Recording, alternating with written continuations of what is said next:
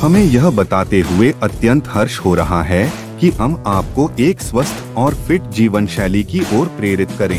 हमारे जिम में अत्याधुनिक उपकरणों के साथ साथ अनुभवी प्रशिक्षक उपलब्ध हैं जो आपकी फिटनेस यात्रा को सही दिशा में मार्गदर्शन करेंगे।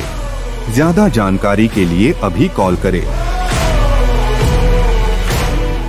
नमस्कार, मी रवि कुमार। जवाब तो आपको देना होगा बोल सरकार या सदरात 85 आवाजच्या या खास एपिसोड मध्ये आपलं स्वागत। कशा आहात आपण? मजेत ना?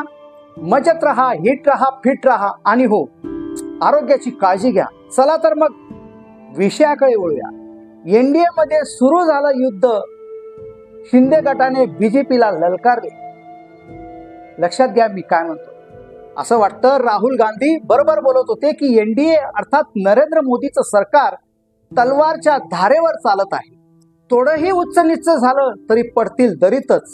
आणि सोबतच एनडीएचे कित्येक खासदार राहुल गांधींच्या संपर्कात अर्थात इंडिया गठबंधनच्या संपर्कात आहेत।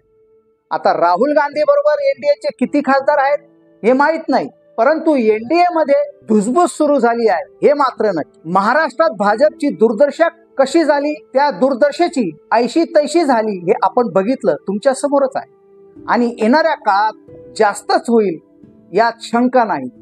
अजित पवारांची एनसीपी व भाजपची धुसफूस या सर्व बातम्या आपण ऐकल्या, पाहिल्या, वाचल्या आणि आता भाजप अजित पवारांना ठिकाणावर लावण्याचा विचार करत आहे। आता एकनाथ शिंदे, शिवसेना व भाजप यांच्यात जोरदार कलगीतुरा रंगला आहे। एक म्हणतो तुला पाहून घेईल, दुसरा म्हणतो तू काय बघशील, मीच तुला पाहतो। महाराष्ट्रातल्या कोकणात एक जिल्हा सिंधुदुर्ग, हा सिंधुदुर्ग जिल्हा खूप सुंदर आहे। समुद्र किनार, कितीतरी नद्या, झरे, पहाड, किल्ले याच भागात येतात। राज्याचे माजी मुख्यमंत्री नारायण राणे, ते पहिले शिवसेनेत होते, आता ते भाजपची शोभा वाढवत आहे। सिंधुदुर्ग मध्ये एक भाग आहे कणकवली, तेथे रात्रीमध्येच पोस्टर वार सुरू झाले। कित्येक ठिकाणी पोस्टर लावले गेले। त्या पोस्टर मध्ये लिहिले वक्त आने दो, जवाब भी देंगे आणि हिसाब भी लेंगे। कणकवली शिवसेना कार्यालयाच्या बाहेर सुद्धा हा मोठा बॅनर लावलेला आहे। तर काय हा बॅनर काँग्रेस, शिवसेना, युबीटी काय किंवा शरद पवार, एनसीपी यांच्यासाठी लावलेला आहे का? त्यांना चॅलेंज दिलं आहे का? वेळ येऊ द्या, उत्तर भी देऊ आणि हिशोब भी मागू, मुळीच नाही।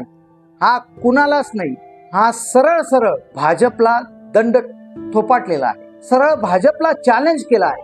विचार करा, या बॅनर मध्ये दोन्ही बाजूला शिवसेनेच्या कोट्यातून शिंदे सरकारमध्ये मंत्री उदय सामंत व त्यांचे भाऊ किरण सामंत यांची फोटो लावलेले आहे। दोन्ही बंधू या सिंधुदुर्गात राजकारण खेळत असतात। उदय सामंत तर रत्नागिरीत 4 वेळा आमदार आहेत, रत्नागिरीचेच राहणारे होते।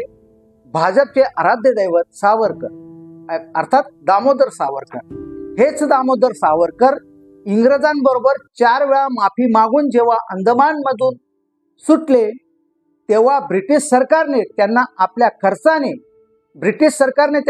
खर्चाने त्यांना राहण्यासाठी बंगला दिला होता।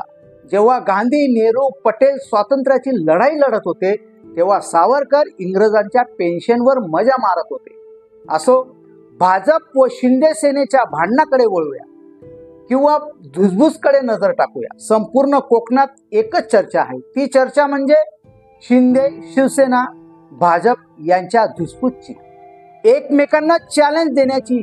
शिंदे शिवसेना कोणाला चॅलेंज देत आहे? सरळ सरळ दिसते की शिंदे शिवसेना भाजप यांचे संबंध आता चांगले राहिले नाहीत असे दिसत आहे। याला सर्व कारण आहे की सिंधुदुर्गची सीट शिंदे शिवसेनेचे उदय सामंत यांना खासदार व्हायचे होते, परंतु बीजेपीने नारायण राणे यांना रिंगणात उतरवले, म्हणूनच धुसफूस सुरू झाली आणि नारायण राणे कसेबसे निवडून आले। व नारायण राणे यांचे पुत्र निलेश राणे यांनी सुद्धा बोलून दाखवले होते की सिंधुदुर्ग येथे सावंत बंधू यांनी निवडणुकीत मदत केली नाही। यावरून राजकारण चांगलेच तापले आहे। असं सांगितलं जात आहे की सावंत बंधूंनी राणेच्या नावावर बीजेपीला डायरेक्ट निशाणा लावला आहे। आश्चर्य म्हणजे या बॅनरवर बाळासाहेब ठाकरे, एकनाथ शिंदे, आनंद दिघे यांना एकाच लाईनीत बसवलं आहे. म्हणजे अर्थात त्यांचे फोटो म्हणजेच बाळासाहेब ठाकरे यांच्या लाईनीत बसवले आहे. यावरून असा मेसेज फिरतोय, एकनाथ शिंदे व उद्धव ठाकरे यांचे संबंध नरम पडले का? बीजेपीला भीती वाटते. जर का एकनाथ शिंदे व उद्धव ठाकरे एकमेकांसमोर फिरले तर राजकारणात परत एकदा भूकंप होईल. सामान्य माणसाला हा भूकंप पसंत पडेल का? किंवा सामान्य कार्यकर्त्याला हा भूकंप पसंत पडेल का? याचे उत्तर जरा विचार करून दिलं तर नक्कीच उद्धव ठाकरे यांच्या बाबत नाराजी होईल. यात अजिबातच शंका नाही. तुर्तास इथंच थांबूया. तुम्हाला जर का व्हिडिओ आवडला तर व्हिडिओला लाईक करा आणि तुम्ही जर आपल्या चॅनलवर नवीन असाल तर कृपया चॅनलला सबस्क्राईब करा आणि हो, बेल आयकॉन प्रेस केल्याशिवाय राहू नका. चला तर मग रवी कुमारला द्या परवानगी. नमस्कार.